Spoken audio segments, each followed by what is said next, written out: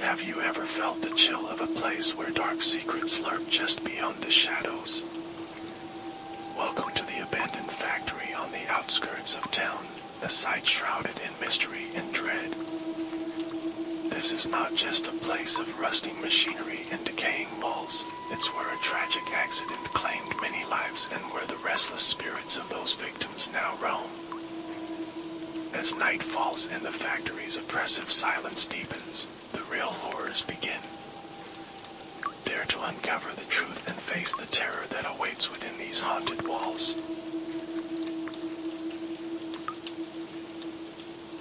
I am Andy, an investigative journalist renowned for my fearless pursuit of truth and mysterious stories. That morning, I set out in my car toward the abandoned factory on the outskirts of town. This factory was infamous, a site where a tragic accident had claimed many lives and left behind an aura of dread. As I arrived, the factory loomed over me like a dark sentinel. The grandeur of its past was barely visible through the grime and decay that now coated its exterior. The building was surrounded by dense, foreboding woods, their twisted branches reaching out like skeletal fingers. The overcast sky contributed to the oppressive atmosphere, making the air feel heavy and laden with secrets. Walking through the rusted gates, I was immediately struck by the silence. It was unnervingly quiet, interrupted only by the occasional creak of metal and the distant rustle of leaves. My footsteps echoed as I ventured deeper into the factory, my flashlight cutting through the darkness and revealing dust-covered machinery and abandoned workstations. Every room seemed like a snapshot frozen in time, a relic of a past that no longer existed.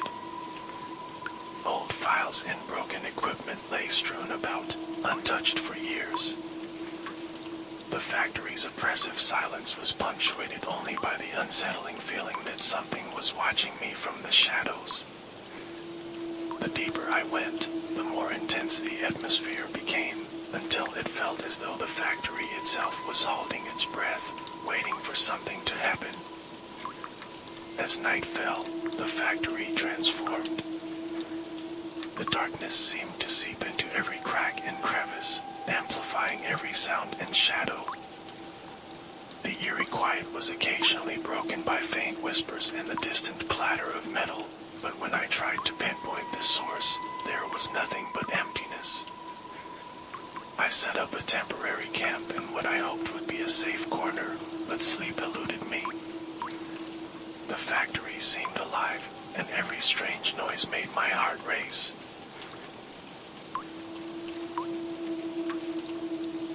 Determined to uncover the truth, I returned to the factory the next day, armed with new equipment and a growing sense of unease. The sun barely pierced through the thick, heavy clouds, casting long, haunting shadows across the factory floor. The cold, damp air clung to my skin as I resumed my exploration. I decided to investigate the main production area, where rusting machines loomed like ancient, silent giants. Their presence was both imposing and unsettling, as if they held secrets of the past within their metallic frames. Dust and grime had settled over everything, giving the impression that the factory had been abandoned overnight. I approached a workbench covered in layers of dust and started sifting through old documents. The papers were yellowed with age, and as I read through them, I found references to various minor accidents that had occurred before the catastrophic explosion. The more I read, the clearer it became that there had been warnings about the factory's safety issues, warnings that had been ignored or deliberately suppressed. Suddenly, my flashlight flickered and went out.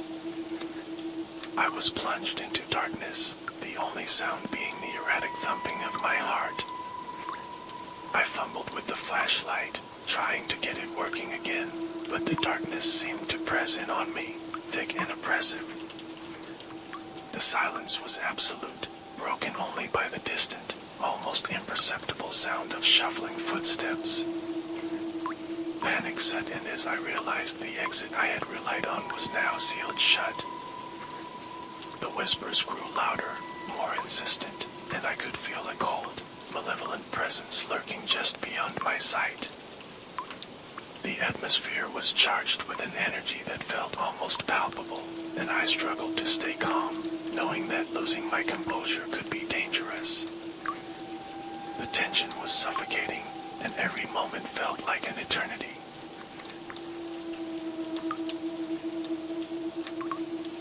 Back home, I pored over the records I had salvaged from the factory. The deeper I delved into the details of the accident, the more I became convinced that something beyond the ordinary was at play. The documents revealed a pattern of negligence and deceit, and many accounts mentioned eerie occurrences reported by survivors and former workers. To gather more information, I reached out to former factory employees. Their accounts were unsettling. They spoke of being followed by unseen entities, hearing disembodied voices, and seeing ghostly figures lurking in the corners of their vision. The more I heard, the more convinced I became that the factory was not just a site of a tragic accident, but a place haunted by the restless spirits of those who had died. One former worker showed me old photographs of the factory, including one with a ghostly apparition in the background. The image was grainy and indistinct, but the presence of the spirit was unmistakable. These accounts and the eerie photographs only fueled my determination to uncover the truth. The spirits seemed to be trapped, their torment echoing through the factory's empty halls.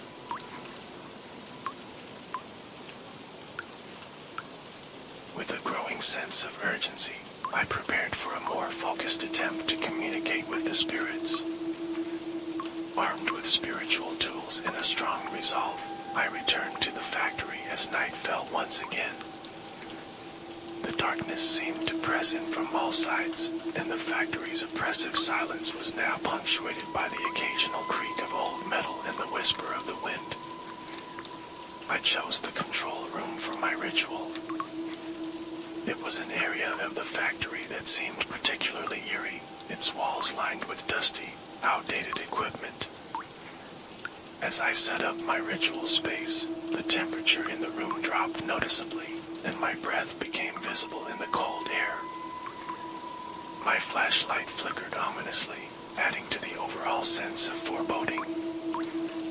As I began the ritual, the atmosphere grew increasingly tense. Shadows seemed to shift and move on their own, and a cold draft swept through the room. It wasn't long before I saw a translucent figure appear before me. Its face was twisted in an expression of anguish, and its eyes bore into mine with a depth of pain that was almost unbearable.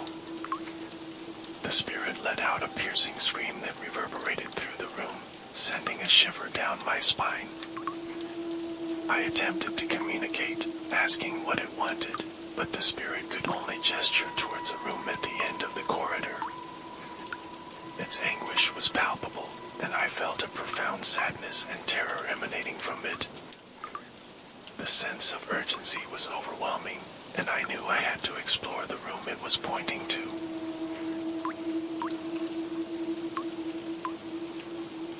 Following the spirit's direction, I found the room in question.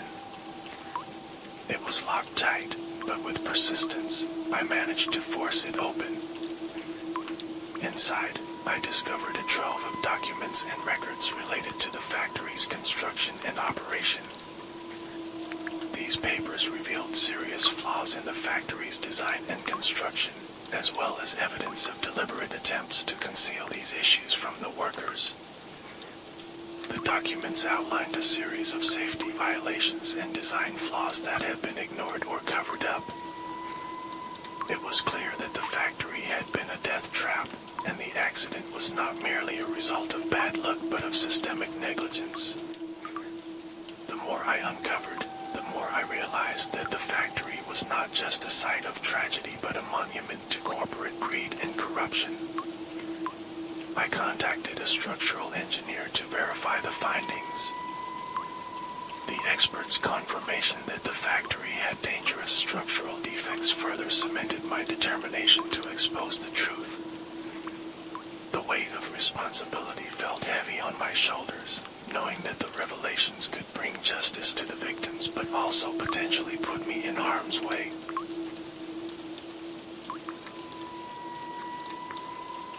Returning to the factory, the oppressive atmosphere was now compounded by an increasing sense of malevolence.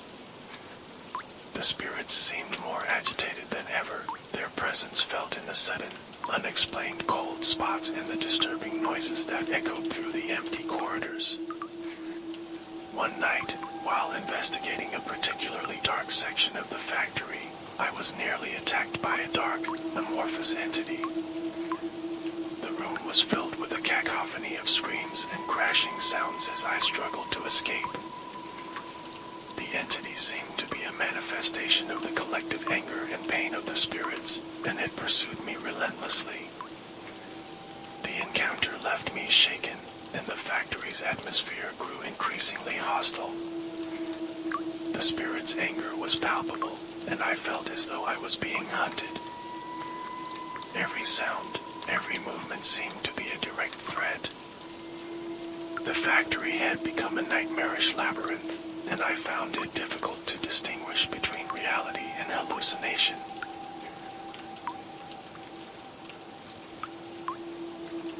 As the days passed, the terror I experienced in the factory began to affect my daily life. Sleep disturbances and nightmares plagued my nights, and the lines between the factory's horrors and my waking life began to blur. I often woke up in a cold sweat, feeling as though the spirits were still reaching out to me from the darkness. The atmosphere in the factory remained stifling, and every attempt to explore further seemed to only deepen the sense of dread. The factory seemed alive with a malevolent energy that followed me wherever I went.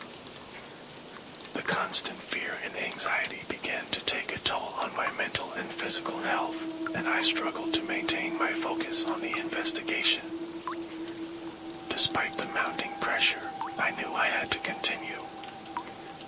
The spirits were restless, and their cries for justice grew louder. I had to find a way to confront my fears and push through the terror to uncover the full truth of what had happened in the factory.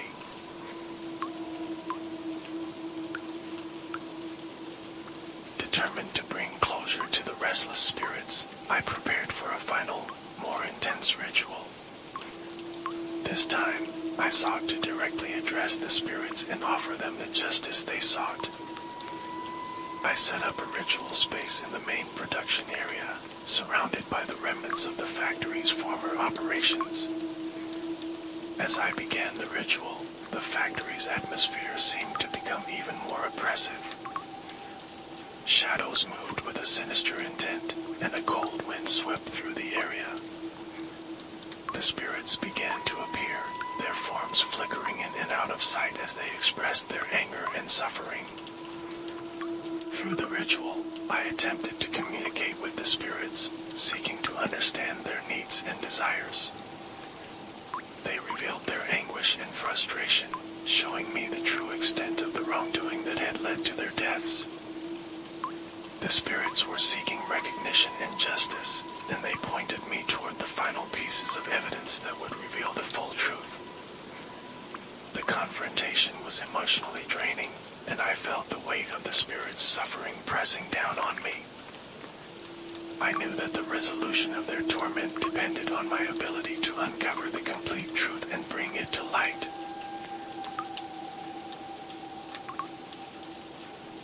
With the final clues obtained from the spirits, I pressed forward with the investigation. I uncovered undeniable evidence of the factory's gross negligence and the deliberate efforts to conceal the dangerous conditions from both workers and authorities. I reported my findings to the authorities, providing them with a comprehensive dossier of evidence. The revelations sparked a public outcry and led to a formal investigation into the factory's practices. As the truth began to emerge, the spirits seemed to find some semblance of peace, their presence becoming less menacing. Although the immediate danger had passed, the factory remained a place of mystery and unease. The public's awareness of the tragedy brought some measure of justice, but the haunting presence of the spirits served as a reminder of the cost of negligence and deceit.